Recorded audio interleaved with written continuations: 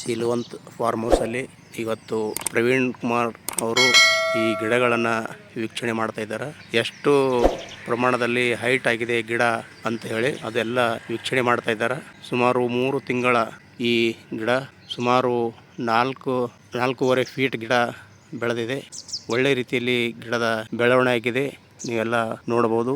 ಈ ಸಿಲ್ವಂತ್ ಫಾರ್ಮ್ ಹೌಸಲ್ಲಿ ನಾವು pure organic ರೀತಿಯಲ್ಲಿ ಈ ಗಿಡವನ್ನು ಬೆಳೆದು ಇದರ ಸೊಪ್ಪಿನಿಂದ ಡಿಹೈಡ್ರೇಷನ್ ಮಾಡಿ ಪೌಡರ್ ತಯಾರು ಮಾಡ್ತಾ ಇದ್ದೇವೆ.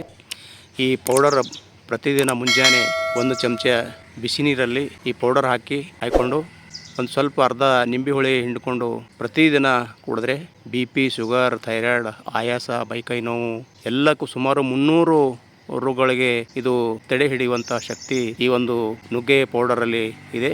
ಇದಕ್ಕೆ ಆಯುರ್ವೇದಿಕಲ್ಲಿ ಬಹಳ ಮಹತ್ವಪೂರ್ಣ ಸ್ಥಾನ ಇದೆ. ಆಯುರ್ವೇದಿಕ ವೈದ್ಯರ ಒಂದು ಸಲಹೆ ಇದೆ. ಅದಕ್ಕೆ ಬಹಳಷ್ಟು ಜನ ಇದರ ಉಪಯೋಗ ಪಡಿಬೇಕಂತ ಹೇಳಿ ನಾವೆಲ್ಲ ಆಶಿಸ್ತಾ ಇದ್ದೇವೆ. ಧನ್ಯವಾದ.